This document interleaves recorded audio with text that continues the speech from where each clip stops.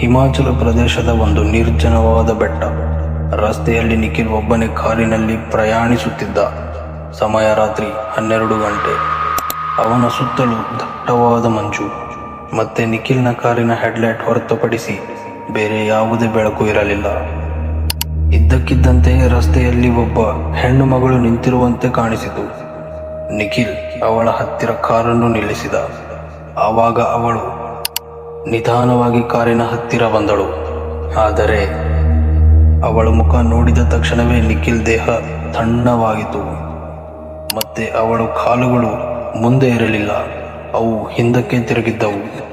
ನಿಖಿಲ್ನ ಕಾರಿನ ವೇಗವಾಗಿ ಓಡಿಸಿದ.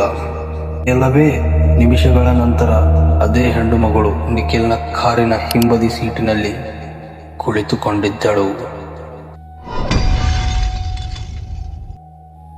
ನಿಖಿಲ್ ಹಿಮಾಚಲ ಪ್ರದೇಶಕ್ಕೆ ಒಬ್ಬನೇ ಪ್ರಯಾಣಕ್ಕೆ ಬಂದಿದ್ದ.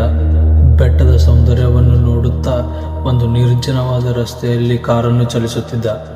ಸಂಜೆ ಆಗುತ್ತಿದ್ದಂತೆ ಹಿಮಾಚಲದಲ್ಲಿ ಹಿಮಪಾತವು ಹೆಚ್ಚಾಯಿತು. ಮತ್ತೆ ರಾತ್ರಿಯಾದ ಮೇಲೆ ರಸ್ತೆಯಲ್ಲಿ ಯಾರೂ ಇರಲಿಲ್ಲ. ಮತ್ತು ನಿಖಿಲ್ನ ಮೊಬೈಲ್ನಲ್ಲಿ ನೆಟ್ವರ್ಕ್ ಕೂಡ ಇರಲಿಲ್ಲ. ಮತ್ತು ಗೂಗಲ್ ಮ್ಯಾಪ್ ಕೂಡ ಸರಿಯಾಗಿ ಕೆಲಸ ಮಾಡ್ತಾ ಇರಲಿಲ್ಲ. ಆದರೂ ನಿಖಿಲ್ ತನ್ನ ಕಾರನ್ನು ಓಡಿಸ್ತಾನೇ ಇದ್ದ. ಆದರೆ ನಿಖಿಲ್ಗೆ ಗೊತ್ತಿರಲಿಲ್ಲ, ಆ ರಾತ್ರಿ ನಿಖಿಲ್ ಆಯ್ಕೆ ಮಾಡಿಕೊಂಡಿರುವ ಆ ರಸ್ತೆ ಅವನ ಜೀವನದ ಅತ್ಯಂತ ಭಯಾನಕ ಪ್ರಯಾಣಕ್ಕೆ ಒಂದಾಗಿದೆ ಎಂದು. ರಾತ್ರಿ ಸುಮಾರು 12 ಗಂಟೆ ಆಗಿತ್ತು. ಇದ್ದಕ್ಕಿದ್ದಂತೆ ನಿಖಿಲ್ನ ಕಾರಿನ ರೇಡಿಯೋ ಆಟೋಮೆಟಿಕ್ ಆಗಿ ಆನ್ ಆಯಿತು. ಅದರಲ್ಲಿ ಯಾವುದೇ ಹಾಡು ಇರಲಿಲ್ಲ. ಕೇವಲ ಒಂದು ಹೆಣ್ಣಿನ ನಿಧಾನವಾದ ಉಸಿರಾಟದ ಶಬ್ದ ಮಾತ್ರ ಕೇಳಿಸ್ತಾ ಇತ್ತು. ನಿಖಿಲ್ ರೇಡಿಯೋ ಆಫ್ ಮಾಡಿದ. ಆದರೆ ಕೆಲವೇ ಸೆಕೆಂಡ್ಗಳ ನಂತರ ಅದೇ ಶಬ್ದ ಮತ್ತೆ ಕೇಳಿಸಿತು.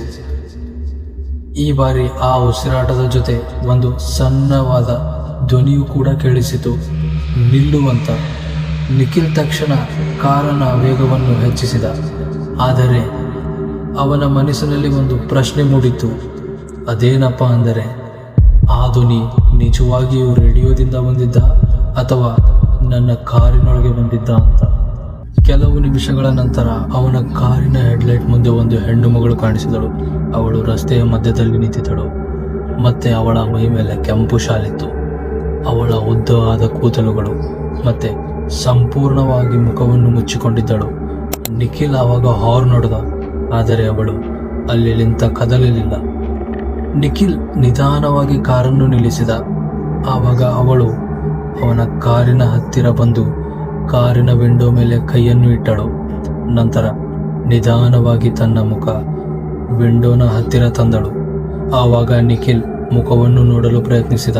ಆದರೆ ಅವಳ ಕೂದಲುಗಳ ಮೇಲೆ ಕೇವಲ 2 ಕಪ್ಪು ಕಣ್ಣುಗಳು ಮಾತ್ರ ಕಾಣಿಸಿಕೊಳ್ಳುತ್ತಿದ್ದವು. ಆವಾಗ ಅವಳು ನಿಖಿಲ್ನನ್ನೇ ನೋಡುತ್ತಾ ನಿಧಾನವಾಗಿ ಹೇಳಿದಳು, ನನ್ನನ್ನು ಮನೆಗೆ ಕರೆದುಕೊಂಡು ಹೋಗುತ್ತೀಯಾ ಅಂತ. ಮತ್ತೆ ಅವಳ ಧ್ವನಿಯಲ್ಲಿ ಒಂದು ವಿಚಿತ್ರವಾದ ದುಃಖವಿತ್ತು. ನಿಖಿಲ್ಗೆ ಭಯವಾಗಿದ್ದರೂ ಆ ಸಮಯದಲ್ಲಿ ನಿಖಿಲ್ ಆ ನಿರ್ಜನ ರಸ್ತೆಯಲ್ಲಿ ಅವಳನ್ನು ಒಬ್ಬಳನ್ನೇ ಬಿಟ್ಟು ಹೋಗಲು ಮನಸ್ಸು ಬರಲಿಲ್ಲ. ಆವಾಗ ನಿಖಿಲ್ ಕಾರ್ ಬಾಗಿಲನ್ನು ತೆರೆದ. ಅವಳು ಹಿಂಬದಿ ಸೀಟಿನಲ್ಲಿ ಬಂದು ಕುಳಿತುಕೊಂಡಳು. ಆದರೆ ಅವಳು ಕಾರಿನೊಳಗೆ ಕುಳಿತ ಕ್ಷಣವೇ ಕಾರಿನ ತುಂಬ ಗಬ್ಬು ಸ್ಮೆಲ್ ಬರಲು ಆರಂಭಿಸಿತು. ಆವಾಗ ಕಾರಿನ ರೇರ್ ಮಿರರ್ನಲ್ಲಿ ನಿಖಿಲ್ ನೋಡಿದಾಗ ಅವಳು ತಲೆ ಬಗ್ಗಿಸಿಕೊಂಡು ಕುಳಿತುಕೊಂಡಿದ್ದಳು. ಅದನ್ನು ನೋಡಿ ನಿಖಿಲ್ ಸುಮ್ಮನೆ ತನ್ನ ಕಾರನ್ನು ಓಡಿಸ್ತಾ ಇದ್ದ. ಕೆಲವು ನಿಮಿಷಗಳವರೆಗೂ ಸಂಪೂರ್ಣವಾದ ಮೌನವಿತ್ತು. ಅವನು ರೇರ್ ಮಿರರ್ನಲ್ಲಿ ಮತ್ತೊಮ್ಮೆ ನೋಡಿದ. ಈ ಬಾರಿ ಅವನ ಕಡೆಗೇನೆ ಅವಳು ನೋಡುತ್ತಿದ್ದಳು.